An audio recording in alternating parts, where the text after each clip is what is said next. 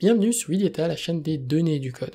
Aujourd'hui, nous allons voir comment apprendre R en tant que personne en sciences sociales. Donc, dans une précédente vidéo sur comment apprendre R, je vais présenter des livres assez importants que je trouve à apprendre si on veut maîtriser R. Et en fait, ces groupes de livres que j'avais présentés étaient surtout pour la data science. Et je vous avais présenté au départ comment choisir si vous êtes dans un autre domaine que la data science. Mais je ne vous ai pas montré concrètement comment faire, donc aujourd'hui, je vais simplement vous montrer une méthode. On se retrouve tout de suite.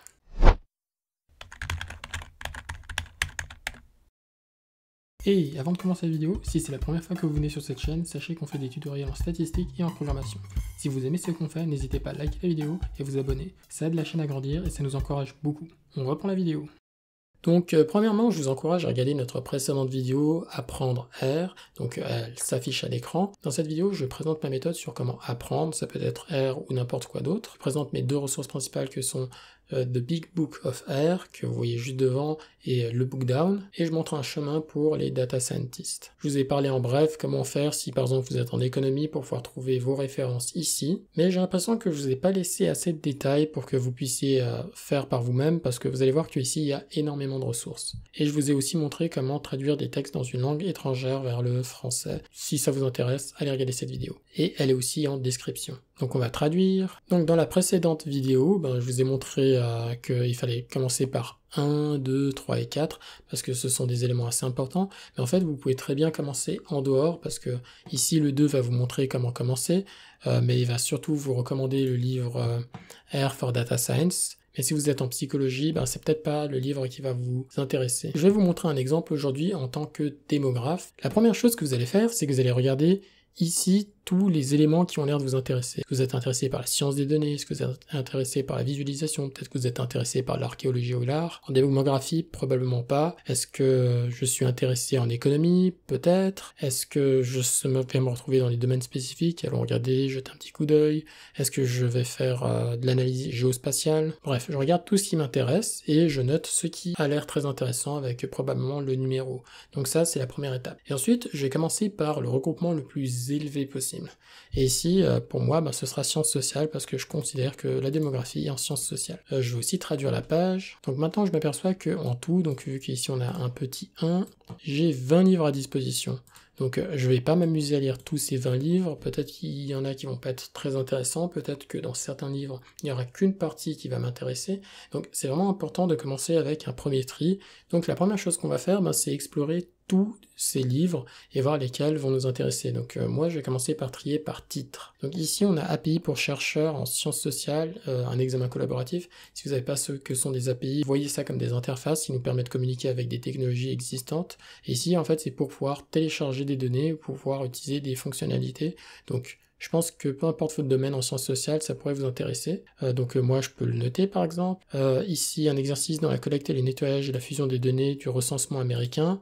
Donc c'est peut-être un peu trop spécifique, donc je vais le mettre de côté.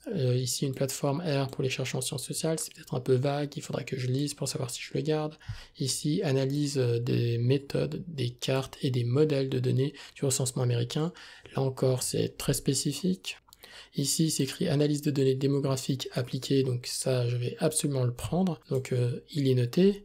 Ensuite, ici, c'est CSSS 508, introduction à R pour la recherche en sciences sociales.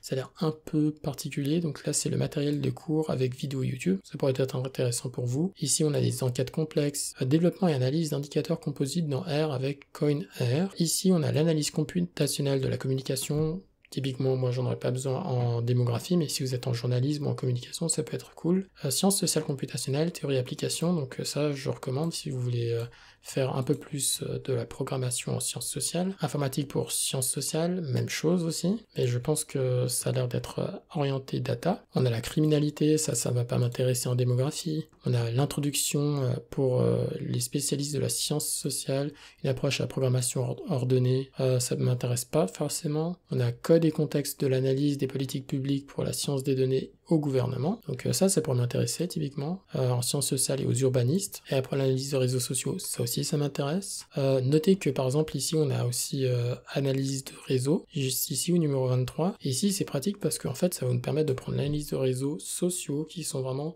dédiés en sciences sociales.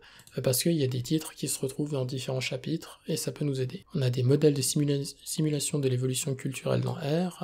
Je fais aussi pas mal de simulations, peut-être que ça peut m'intéresser, même si c'est vraiment pour les modèles culturels. Donc ici on a de l'exploration de texte pour les chercheurs en sciences sociales. Si vous faites du text mining, ça peut être quelque chose d'intéressant. On a un guide simple de la personne en sciences sociales en texte clair. Donc j'ai l'impression que ça s'adresse plus aux débutants. Donc ici on a l'utilisation de R pour l'analyse de données en sciences sociales, une approche axée sur les projets de recherche, ça peut être aussi assez intéressant à voir. Et pour finir, on a l'utilisation de R pour la recherche en travail social. Maintenant, on a fait le tour, donc notez tous les livres qui ont l'air intéressants pour vous, vous les notez quelque part, et après, vous pouvez commencer à les explorer et à regarder de plus près. Et par exemple, ici, vous pouvez voir que API pour les chercheurs en sciences sociales, ça a l'air vachement intéressant, donc je peux l'ouvrir et ensuite le mettre en marque-page.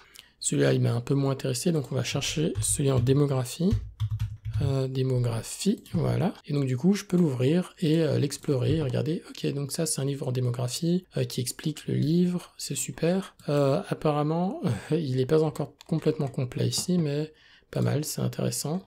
On va passer de chapitre en chapitre et découvrir, donc là ils nous font une introduction à R, comme je le disais, la plupart des livres le font, et donc je pense qu'ici ça va être orienté directement pour les personnes en démographie. Et ensuite ici on a l'analyse des données de sondage, pardon j'ai oublié de vous traduire, mes excuses, donc les enquêtes démographiques, donc c'est cool, c'est-à-dire que je n'aurai probablement pas besoin de l'autre livre pour l'analyse de données de sondage. Par contre ici je vois qu'il utilise Tidy Census, qui est un package qui est vraiment orienté pour les États-Unis, donc peut-être pas le meilleur exemple que je peux trouver, mais ça peut toujours être intéressant de voir. On a les analyses macro-démographiques des lieux, donc c'est super intéressant à voir, explorer, et je vois aussi qu'on fait de la cartographie, donc c'est assez cool, parce que c'est-à-dire que peut-être que je n'aurai pas besoin du livre en géocomputation, et peut-être que je peux commencer avec celui-là, et ensuite voir les livres en géocomputation. Et bref, on a d'autres chapitres, et il faut voir si ce que je regarde, ça m'intéresse, et si ça correspond vraiment à ce que je suis en train de chercher. Et par exemple, je peux regarder les sciences sociales computationnelles, je peux ouvrir, regarder ce qu'il y a dedans, voir des chapitres, donc par exemple de Digital Revolution,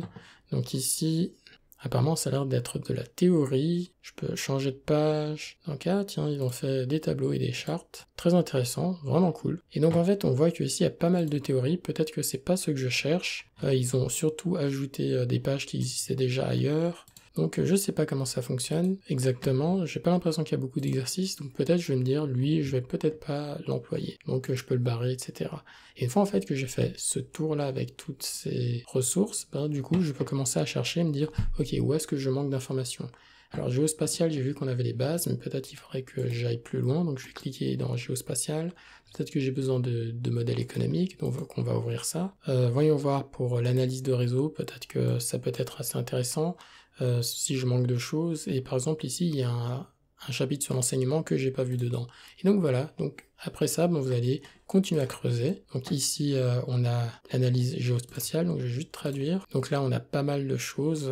Donc on a des cours intensifs sur les systèmes d'information géographique, introduction à l'analyse des données spatiales et à la statistique, microéconométrie appliquée. Donc ça, c'est cool. Vous voyez que peut-être en utilisant ce livre, donc je vais l'ouvrir, je n'aurais peut-être pas besoin d'aller regarder en fait les livres en économie, je vais vous montrer pourquoi, parce que ici en économie, on a surtout beaucoup d'économétrie, de microéconométrie, etc. Et donc il y a moyen que ce livre en fait soit déjà cité ici, donc en fait par recoupement, je peux choisir ce livre-là. Donc vous voyez comment on recoupe, donc il ne faut pas hésiter à bien prendre le temps de chercher, à se faire sa carte et à se dire, tiens je vais faire ça, même si ça va me prendre... une journée, 2 journées, 3 journées, une semaine ou plus. Dans la précédente vidéo, j'explique que le fait de se faire sa carte de route, c'est très important. Et ça peut prendre le temps nécessaire, mais après évitez peut-être que ça dure plus d'1 mois. Et n'hésitez pas aussi à demander des conseils à des personnes qui sont plus avancées que vous. Et après, une fois que vous avez fait ça, vous pouvez mettre les livres dans l'ordre d'apprentissage que vous voulez faire. Comme par exemple, je peux me dire, ah tiens, j'aimerais commencer, je sais pas, par un livre en sciences sociales qui m'apprend comment commencer. Ensuite, peut-être que je vais me plonger en fait directement dans le livre en démographie. Voilà, donc peut-être que je vais commencer directement par celui-là parce que j'ai vu qu'il y avait aussi une base d'introduction à R. Et ensuite ici, je vais me dire peut-être que je vais aller passer dans le livre sur la microéconomie appliquée aux données géographiques. Après, je regarde, peut-être que j'ai trouvé un bon livre en analyse de réseau, peut-être que j'ai trouvé un autre livre sympa en visualisation. Et après, gentiment, je me fais les étapes comme ça. Et ensuite, je vais vous encourager à aller regarder mon blog, donc wedata.ch. Vous allez aller dans le blog.